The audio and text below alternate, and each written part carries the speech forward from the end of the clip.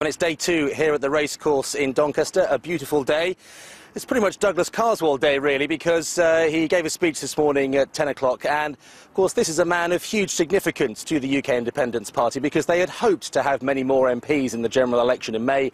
That didn't happen. Douglas Carswell in Clacton in Essex is UKIP's only MP, a hugely important figure for the party. And his theme in the speech was optimism. He wants UKIP to radiate optimism in the up-and-coming referendum campaign. He's with me here now. Hi.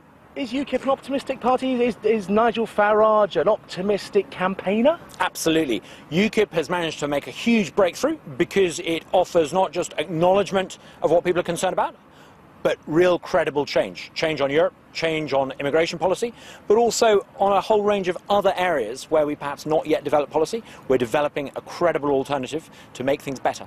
Optimism often sits alongside positivity as well. In the past, some have expressed concerns about Nigel Farage being a bit too much of an angry man when it comes to migration, when it comes to the campaigning style during the referendum. I mean, do you fear that perhaps Nigel needs to be more positive, more optimistic, less angry in his style? The really, really important thing here is the referendum. That is, people here at the UKIP conference have spent 20 years campaigning for this referendum.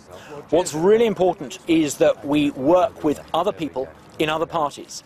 I don't just have a residual loyalty to Eurosceptics in the Conservative Party. I have a newfound loyalty to Eurosceptics right across the political spectrum who want to leave the European Union. And by being generous and optimistic, we can reach out and build a winning coalition. If we do that, we'll be free from the EU. If we don't, we won't.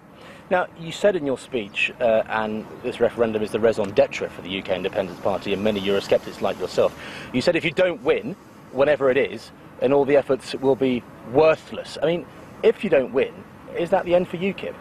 Well, Jeremy Corbyn has come along and taken the Labour Party... What about UKIP, not Jeremy Corbyn? He's created a huge amount of space here.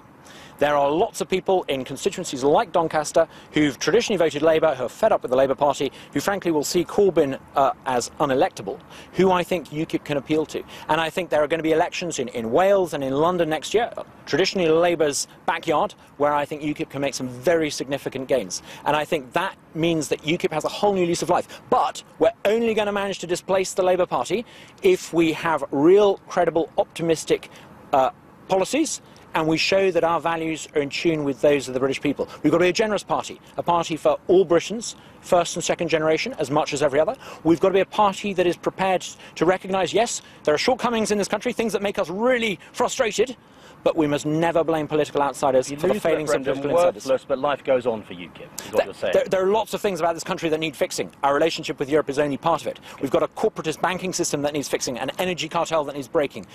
We need political reform too. Europe's just part of it. OK. Can I just quickly ask you about some comments yesterday by Aaron Banks? He's a very important man to this party. He's a UKIP donor, given £1 million in the past, bankrolling part of the Leave.eu campaign. He made some rather distasteful comments about you, saying you thought you were autistic, had a mental illness. I mean, what did you think about that? Look, politics can be a slightly rough trade.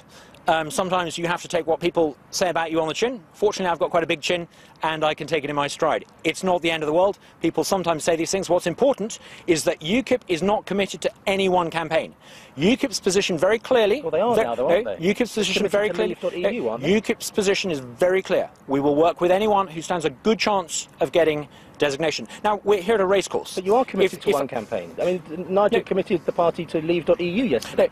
No, UKIP is very clearly open to working with anyone who gets designation. We're here at a racecourse. It would be daft before a race to put all your money in a two-horse race on one horse. Imagine if we were to work exclusively with one group and not the other, and the Electoral Commission was to give designation to the group that we weren't working with. We would have painted ourselves into a corner, and I think everyone in UKIP can see that and realise that that would be a mistake. Okay, we're open to working with everyone. Just quickly and finally, the party's just selected its candidate for the London mayoral elections next year. It's Peter Whittle. It's not Suzanne Evans. Some had thought she's deputy chairwoman. She wrote the manifesto, very prominent figure.